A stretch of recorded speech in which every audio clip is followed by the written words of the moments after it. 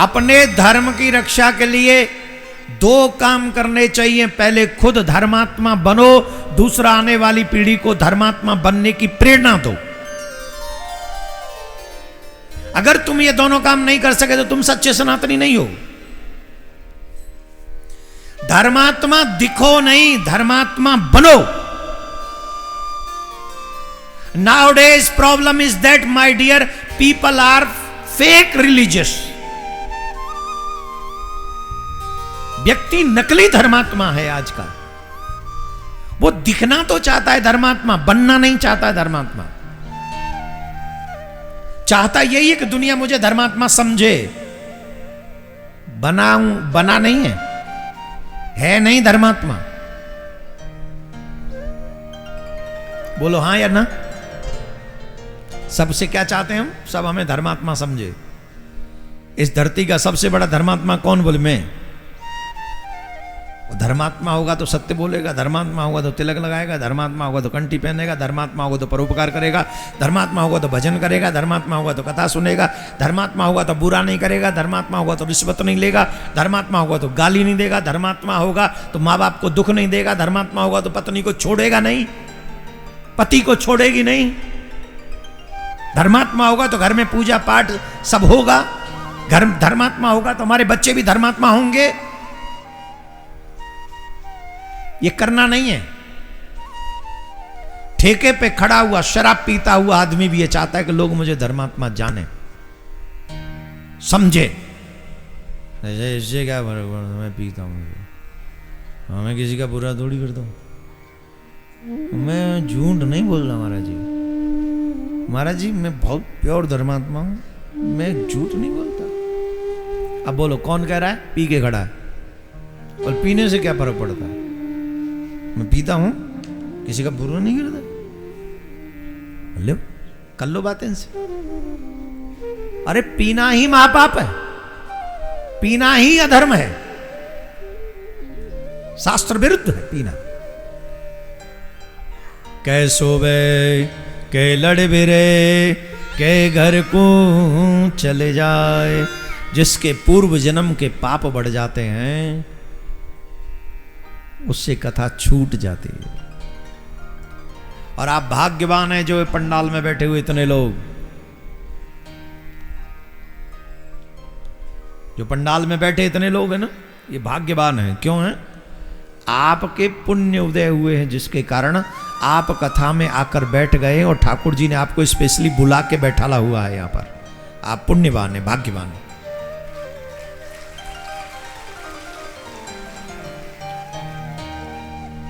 किस किस के मोबाइल में यूट्यूब चलता है? जिन जिन के मोबाइल में यूट्यूब चलता है हाथ उठाओ। एक एक ही उठाओ, दो दो नहीं उठाने। अच्छा इतने लोग चलाते हैं। कौन कौन हमारे चैनल पे है? जो जो हमारे चैनल पे है वो ही हाथ उठाएं। अच्छा है क्या? आपने शेयर कर दिया अपने लोगों के लिए कथा? नहीं की। झूठ बोल रहे, झूठे। यहां बैठे हुए लोग भी अच्छाई को शेयर नहीं करते हैं। और वहीं कोई झारखंड की हीरोइन आके नाच रही होती ना, यहां प्रत्येक युवा मोबाइल से लाइव चला रहा होता। हाँ या ना? यही है कलयुग का प्रभाव। कथा शेयर करने में शर्म आती है, अच्छे विचार शेयर करने में शर्म आते हैं, और बुराई तो जितनी बुरी होगी उतना ही ज्यादा शेयर करेंगे। और इसका दुष्परिणाम देख रहे हो आप लोग। आज बहन बेटियों को देखो इंटरनेट पे क्या हाल मचा रखा उन लोगों ने। मुझे तो कभी कभी आश्चर्य होता है कि इनके मां बाप कहां चले गए, इनके भाई लोग कहां चले गए। और समाज मूक बन के देख रहा है और एक दूसरे को शेयर कर रहा है। देखो देखो देखो।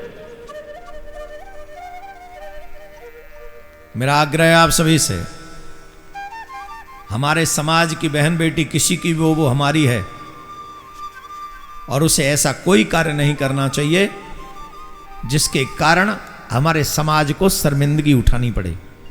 और ये ज्ञान, ये समझ, ये उपदेश और ये सहायता हमें उन लोगों को जाके करनी चाहिए।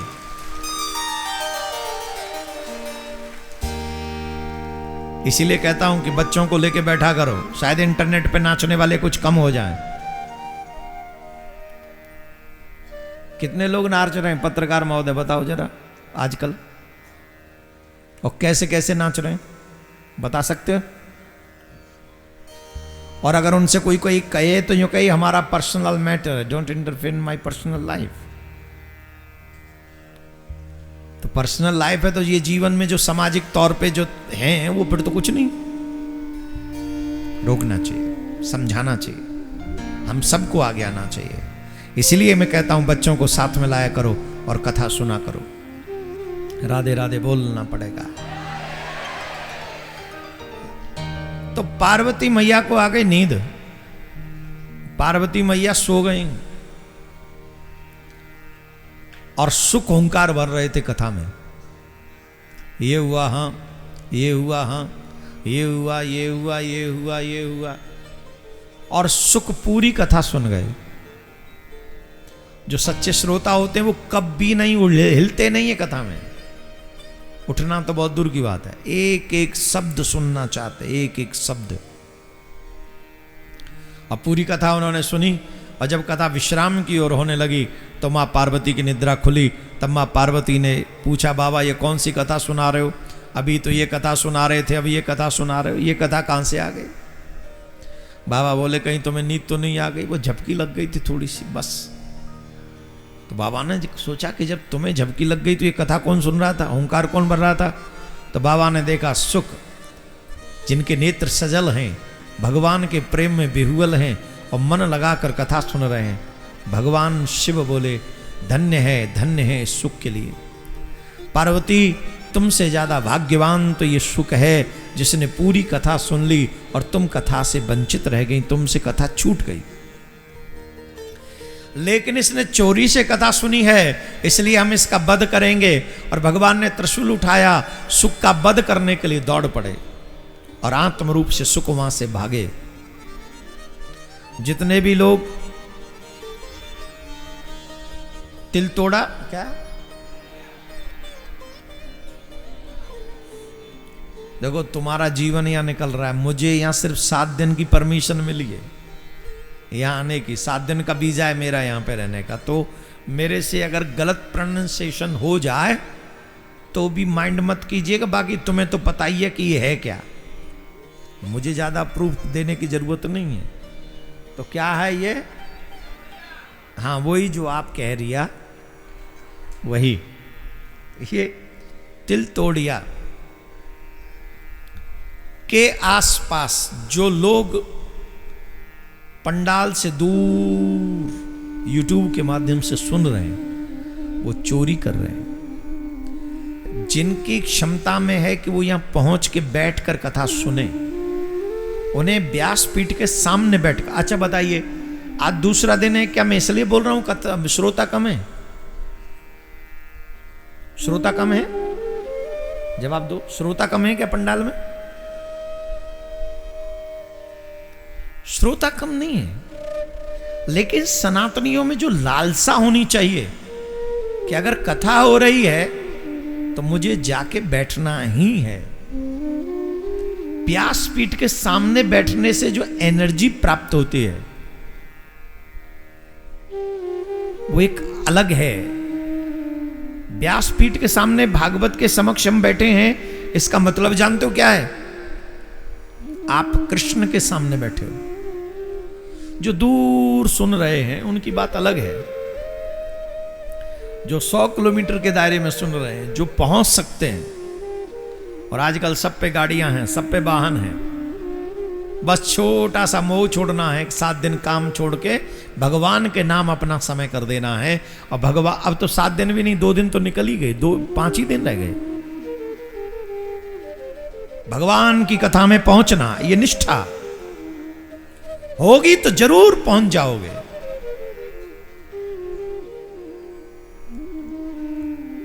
दूर से सुनना ही चोरी है और सामने बैठकर सुनना ही समर्पण।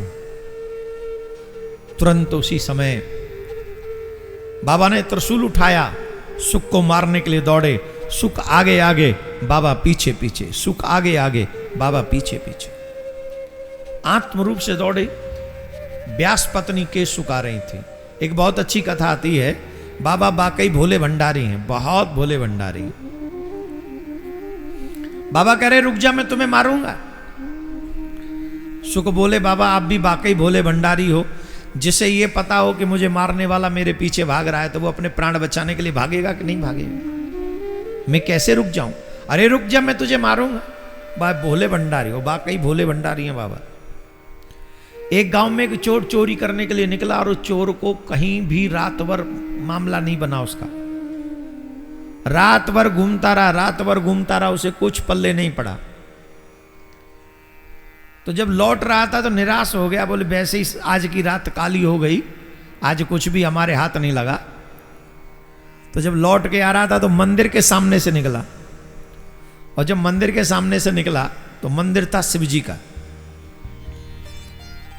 तो उसने सोचा चलो मंदिर में घुस जाते हैं, कुछ तो मिलेगा, हो सकता कोई भक्त 10, 20, 50 रुपए चढ़ा के गया हो। तो मंदिर में घुस गया, और जब मंदिर में गया तो देखा दान पात्र पे भी ताला लटका हुआ है। यहां भी बात बनी नहीं, उदास हो गया। बोले भगवान के यहां से भी खाली हाथ जाना पड़ेगा। हमने तो सुना था दुनिया के यहां से खाली हाथ जा सकते, भगवान के यहां से नहीं।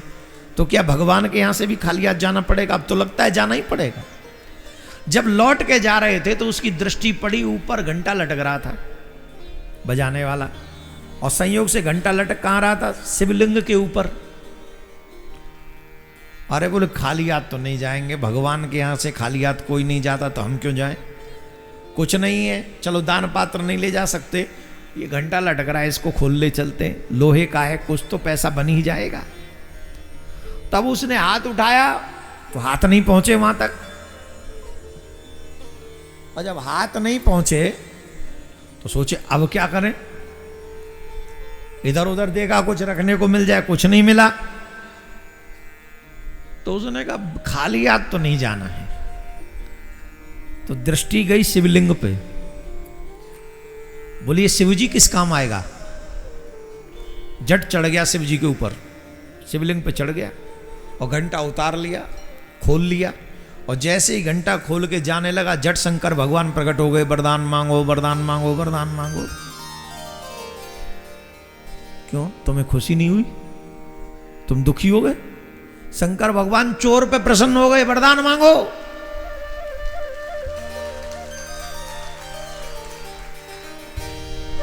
झारखंड वाले किसी की खुशी में खुश नहीं होते। भगवान ने कहा वरदान मांगो। अब वो बेचारा चोर डर, अब चोरी करके निकल रहा हो, चोरी करके जा रहा हो, चोरी कर रहा हो, और कोई पकड़ ले हाथ उसका और कहे कि हम प्रसन्न हैं, तो घबरा गया, वो तो हड़बड़ा गया। छोड़ दो, छोड़ दो, छोड़ दो। अरे छोड़ेंगे नहीं, वरदान मांगो। बोले कौन हो? बोले हम शिव हैं, वरदान मांगो। तुम शिव हो? बोले हाँ हम शिव हैं, वरदान मांगो। तो चोर ने कहा महाराज ऐसी हमने कौन सी सेवा कर दी आपकी?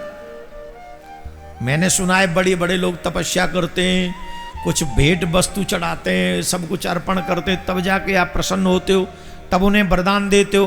तो मैंने तो सोमवार के व्रत भी नहीं करे, मैंने तो कोई जल भी नहीं चढ़ाया, तो आप हम पे प्रसन्न कैसे हो गए, वरदान कैसे दे रहे हो? अरे बोले तूने जो किया वो कोई कर नहीं सकता। अरे ये दुनिया के लोग छोटी छोटी चीज चढ़ाते हैं हम पे, 2 बेलपत्र चढ़ाते हैं और हमसे 2 लोग की संपत्ति मांगना चाहते हैं, जानते हो? धतूरा चढ़ाते, धतूरा, और हमसे कहते कुबेर का खजाना मिल जाए। कोई तो 1 लोटा जल चढ़ाता है, 1 लोटा जल, और वो भी शिवरात्रि वाले दिन जो जल चढ़ाते हैं उनका हालत तो और भी खराब है। ये तो शुक्र है भगवान का कि कांच की बोतल बंद हो गई। देवघर है ना आपके झारखंड में, है? शिवरात्रि पे पहले लोग जो गंगा जल लाते थे वो कांच की बोतल में लाते थे, क्योंकि प्लास्टिक थी नहीं, बोतल थी नहीं, सुरक्षित बचा रहे। और इतनी भीड़, देवघर में तो कभी भी घुस जाओ भीड़ ही भीड़ है। इतनी भीड़ है, वो कांच की बोतल में गंगा जल की 2 बूंद कैसे चढ़े देवघर में बाबा पे, बोलो। और चढ़ानी है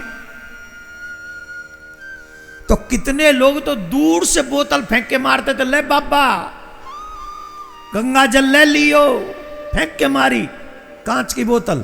अब बताओ बाबा के सर पे लगी कि नहीं लगी? अगर भगवान है तो लगी होगी, और पत्थर है तो तुम मूर्ख हो, फिर चढ़ाई क्यों रहे हो? है कि नहीं? अगर पत्थर है तो फिर तो तुम्हारी मेहनत बेकार है, और अगर भगवान है तो ऐसे ले बाबा कांच की बोतल चढ़ेगी नहीं। अरे बोले दूर से ही कांच फेंक के मार देते हमारे माथे, तो गड़बड़ होती है। कोई फूल चढ़ावे, कोई दूध चढ़ावे, कोई दही चढ़ावे, कोई घृत चढ़ावे, कोई बेलपत्र चढ़ावे, कोई फूल चढ़ावे, कोई माला चढ़ावे, कोई धतूरा चढ़ावे। अरे उन सबंते बड़ो भक्त तो तू है कि तू सबरों के सबरों ही मेरे ऊपर चढ़ गए हो। तू सारा ही मेरे ऊपर चढ़ गया, इसलिए मैं तुझसे प्रसन्न हूं, वरदान मांगो। धन धन भोलेनाथ तुम्हारे कौड़ी नहीं खजाने में, 3 लोक बस्ती में बसा दिए आप बसे वीराने में। 3 लोक बस्ती में बसा दिए। ऐसे बाबा भोलेनाथ सुख को मारने के लिए दौड़े। आइए मिलकर एक भजन गाते हैं, भगवान से प्रार्थना करें, मैं करता रहूं गुणगान, मुझे दो ऐसा वरदान। गाओगे? गाओगे? बहुत अच्छा भजन है। भगवान से यही मांगना चाहिए हम सभी को, प्रेम से गाना चाहिए। और जितने भी आप लोग यहां बैठे हैं, जिनके मोबाइल में यूट्यूब है, इस कथा को शेयर कर दो अभी तुरंत, जिससे आपके लोग भी इस कथा को सुन सकें और वो लोग भी यहां कल से पहुंच सकें, क्योंकि कल यहां पर वामन भगवान का सुंदर दिव्य दर्शन होगा। महोत्सव प्रारंभ हो जाएंगे कल से, और 19 जून से 25 जून तक जो ऋषिकेश में कथा होने जा रही है, उसमें भी बढ़ चढ़कर आप लोग हिस्सा लें और वहां देवभूमि में बैठकर भगवान श्री कृष्ण की पावन कथा को श्रवण करें। मिलकर गाइए।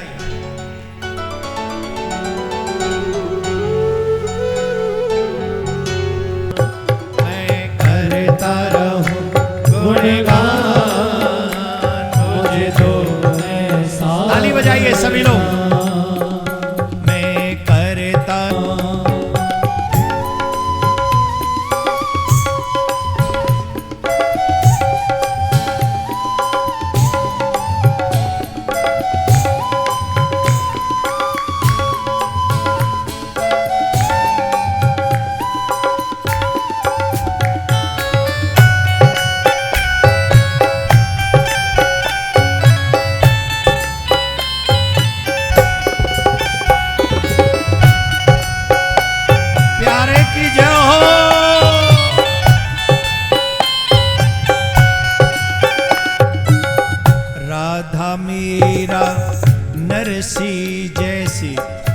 सहने की शक्ति दो, राधा मेरा नरसी जैसी दुख सहने की शक्ति दो।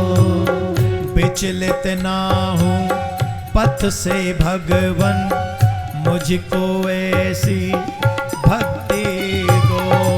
विचलित ना हूँ पथ से भगवन, मुझको ऐसी भक्ति दो। तेरी ही सेवा में हो, तेरी ही सेवा में हो जीवन की हर सांस।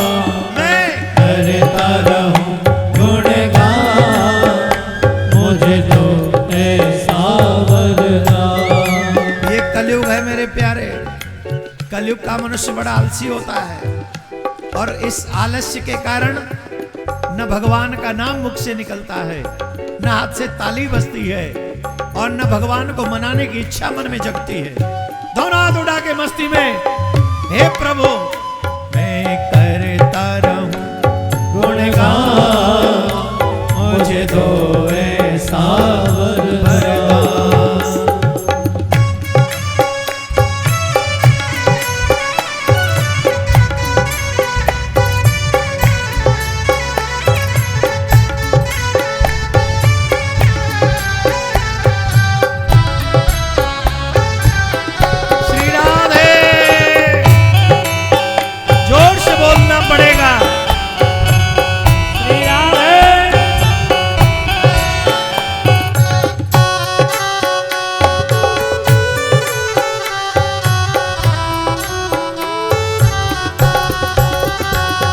जो लोग नृत्य नहीं कर रहे हैं वो बैठ जाएं। जल्दी बैठिए, जल्दी बैठिए।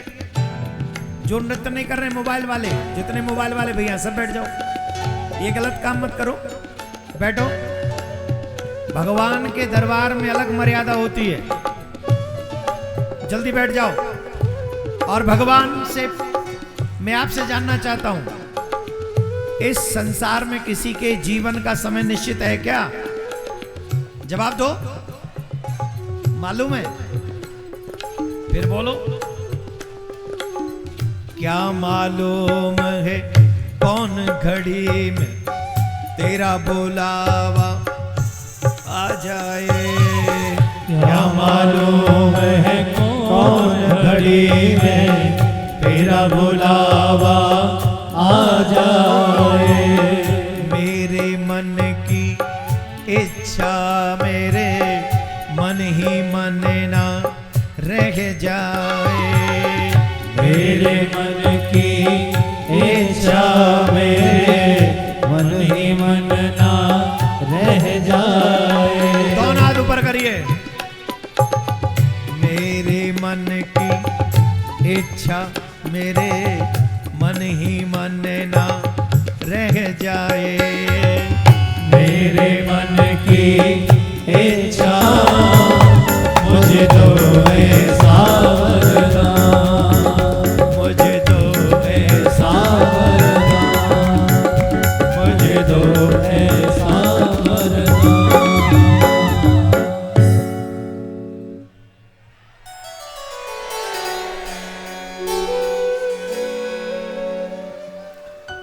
जब भजन पूरा हो जाए तो 1 सेकंड में बैठ जाना चाहिए। और जो लोग नृत्य करते हैं उनकी जगह कोई मत घेरा करो। दोनों हाथ उठाओ। मैं करता रहूं। दोनों हाथ ऊपर सभी के। किसी के हाथ नीचे नहीं होने चाहिए। बैठ जाएं सभी, कोई खड़ा नहीं रहेगा। एवरीवन बैठ कर बोलिए, प्यार से पुकारिए गोविंद को। हे गोविंद, हमारी पुकार आपके सिवा कोई नहीं सुनेगा। आप ही तो हैं जो बिना लाग लपेट के, बिना किसी शर्त के आप हमारी पुकार सुन लेते हैं। इसलिए आप ही के लिए हम प्रार्थना करते हैं, आपके आगे प्रार्थना करते हैं। मिलकर गाइए, दोनों हाथ उठा के बोलिए। मैं करता रहूं गुणगान, मुझे तो ऐसा वरदान। तेरा नाम ही लेते लेते हो, तेरा नाम ही लेते लेते इस तन से निकले प्राण। करता रहूं गुणगान, मुझे तो ऐसा वरदान, मुझे तो ऐसा वरदान, मुझे तो ऐसा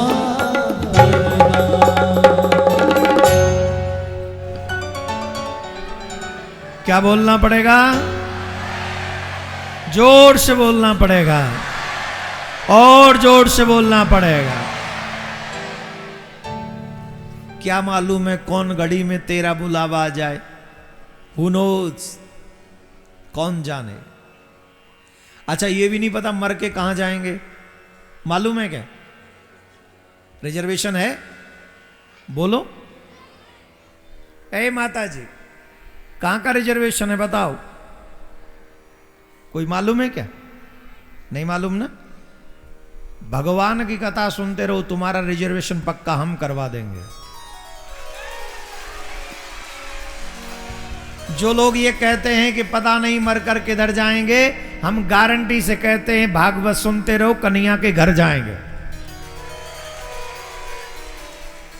फिल्म देख लोगे तो यमराज के घर जाओगे, फिल्म देखो, सीरियल देखो, नाचो गाओ दुनिया की तरह, सीधे यमराज के यहाँ जाओगे। और हमारे कन्हैया की कथा सुनते रहो, भागवत रस में लिप्त रहो, भजन करते रहो, माथे पे तिलक, गले में कंठी, हाथ में कलावा, मुख में भगवान का नाम, किसी का बुरा मत करना। आई प्रॉमिस यू, मेरे कन्हैया के धाम में पक्का कंफर्म सीट रिजर्वेशन हो जाएगा। कृष्ण का नाम लेकर जो मर जाएंगे, अमर नाम दुनिया में कर जाएंगे। ये न पूछो कि मर कर किधर जाएंगे, वो जिधर भेज देगा उधर जाएंगे। टूट जाए न माला कृष्ण नाम की, एक एक श्वास की ये जो माला चल रही है, हर एक श्वास के मन के पे कृष्ण नाम हो। टूट जाए न माला कृष्ण नाम की, वरना मोल मोती बिखर जाएंगे। कृष्ण का नाम लेकर जो मर जाए। अब करो, क्या कर रहे थे, अब करो।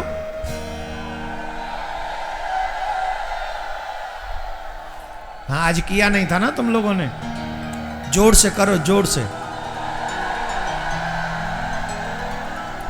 अच्छा, जो लोग कर नहीं रहे उन्हें करना आता नहीं क्या? आपको नहीं आता, आप भी करो। देखो कितना आनंद है। राधे राधे राधे